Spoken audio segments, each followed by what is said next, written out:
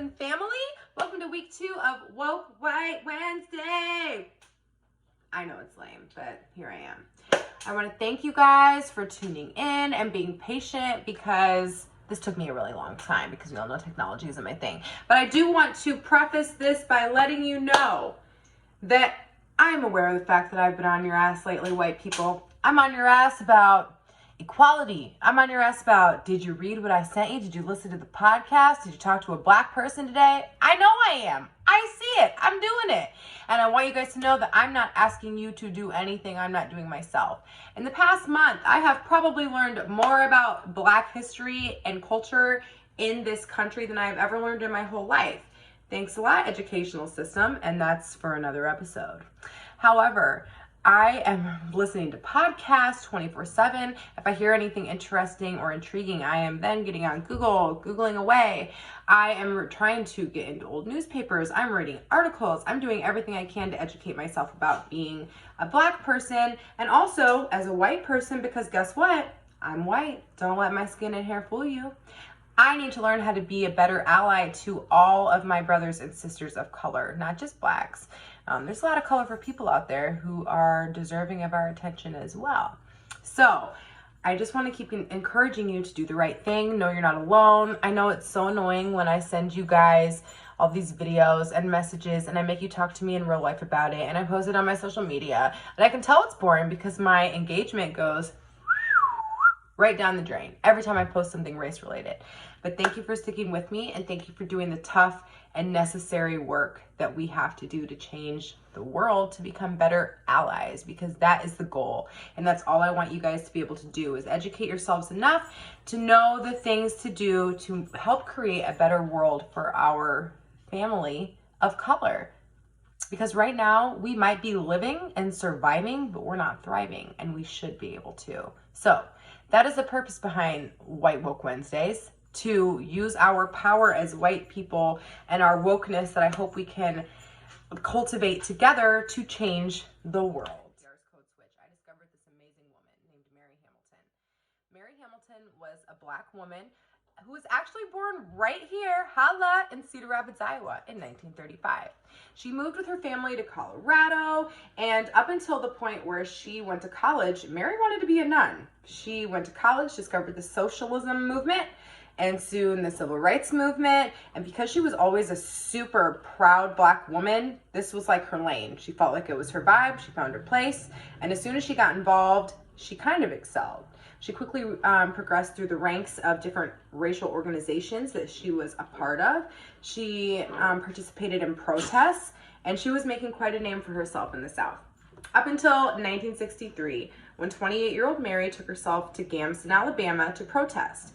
Now, we see on the news, even though there's peaceful protests these days, people still get arrested. So Mary was one of those people who remained peaceful, yet got arrested.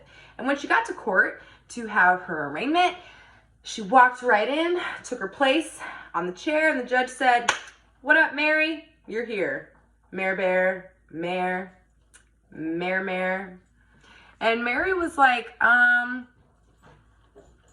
hold up, wait a minute. Why don't you put some respect in it? I heard you call Nancy Drew, the white woman who was just here before me, Mrs. Drew. But I walk in a black woman and you call me Mary. Why?" Now you have to understand that long ago, white people actually didn't use honorifics to address blacks. What's an honorific, you may ask? Great question. An honorific is an adjective, a word used to describe someone in power or an elder, basically someone who demands some respect. So think of it as you have 2 teachers, and one teacher is black, and that's me, Sarah Van Cleve. And then your other teacher is white, and that's Chris Jones, let's say. Now, Sarah Van Cleve has her PhD in education. She's been teaching for 20 years. She's experienced. She's actually a doctor, but because she's black, she gets to be called Sarah. Her students, her little white students who are 12, even though she is a grown woman, they actually get to refer to her as Sarah. Then you've got Chris Jones down the hall. Chris just graduated with her bachelor's degree. This is her first year. She has no experience. She is 23 years old. And just because she is a white woman, her students get to address her as Mrs. Jones. Where's the sense? I don't know. And that's apparently exactly what Mary thought, is I'm a human. You can go ahead and call me Mrs. Hamilton. Just because I'm a black human doesn't mean that you get to be disrespectful. So the judge did not really like Mary's tone and the argument that she was trying to make. He ended up fining her $50, which in 1963 was a hell of a lot of money, held her in contempt, threw her in jail. While Mary was in jail, her lawyers fought around the clock to appeal this. And this court case actually went back and forth between the courts. It finally ended up in the Supreme Court. And in 1964, the Supreme Courts, without hearing any oral argument, I may add, which is very rare in the justice system, said, listen, Alabama courts, you don't get to discriminate against black people just because they're black. When you get a black person in your courtroom, you still need to call them Mr. or Mrs. or Ms., just like you refer to the white people. So I was super proud of Mary. She didn't live to be very old, and she didn't continue to be involved in the race war like she was. She became a teacher and worked to educate other students about the civil rights movement. But she set a precedence going forward from that day in 1964 that whenever any of us black people would enter a courtroom, we were to be addressed with the same respect that the whites were given.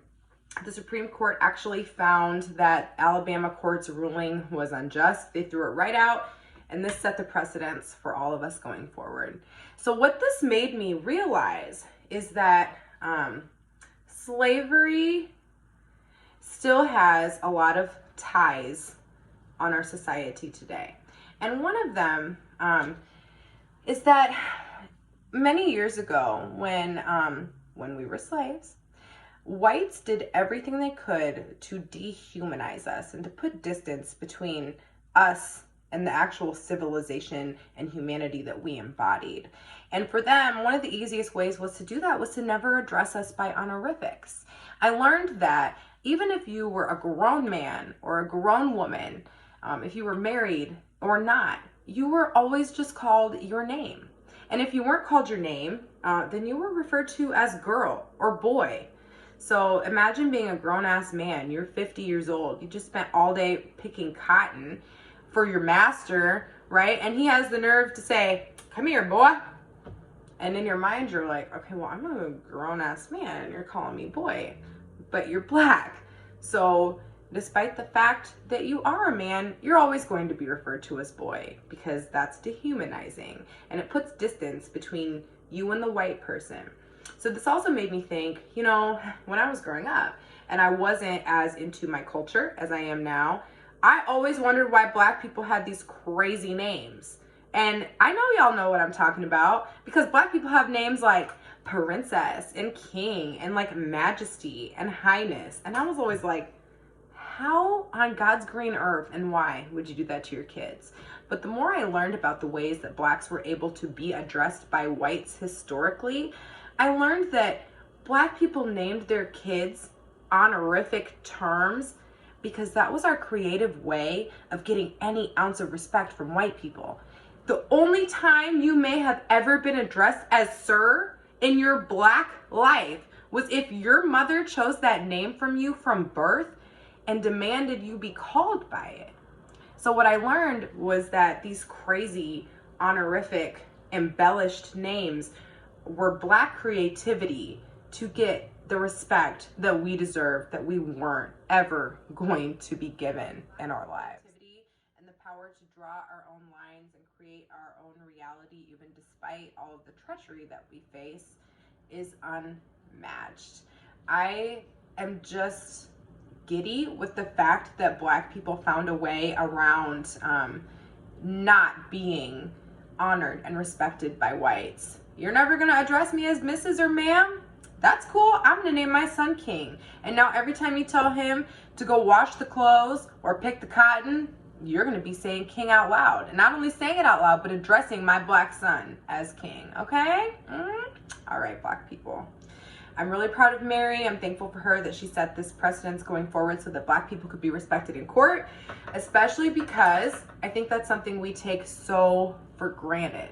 The fact that when I go out, I can be referred to as ma'am or miss. but only 40, 50 years ago, that wouldn't have happened for me. So be grateful. And I want you guys to remember that these are the ways systemic racism works. It's not the big ways. It's not slavery and all the lynchings. It's the little teeny tiny things that have been planted and embedded so deep into our culture and history as Americans that we actually have to take the time out to research them so that we can purposefully exclude them from our behavior. It's hard work, it's messy, and it's very complicated, but it's necessary. This has definitely made me rethink the way I will be addressing my friends going forward, because when I see my black girlfriends, I'm like, hey girl. When I see my black male friends, I'm like, hey homie, what up bro? But we're not gonna be doing that anymore, because you know why? I always thought it was a term of endearment, but I've realized no, it's a perpetuated behavior from hundreds of years ago that we learned from the whites and adopted into our own culture. And I think that for black people to really see the change that we want to see from white people, we're going to need to put our foot down and stop some of the behaviors that we've accepted as okay ourselves. It takes a lot of courage, it takes a lot of strength, but I know that we can do it because we're amazing. Look at the things we've done so far. I want to thank you guys all for listening to my Woke White Wednesday. I can't wait for the next weeks. We're going to have some great material. I'm going to be having different avenues of learning and different sources of media information for us to explore. So it's going to be great. If you guys have any topics you'd like to know more about, or if you'd like to know more about what I've said today, please don't hesitate to reach out. You know, I'm always here. I'm receptive. I try to be as open-minded as I can. And if I'm not, please let me know that I'm acting as bigoted as I'm, preaching against being. I love you guys. Thank you for listening. Stay woke and stay white.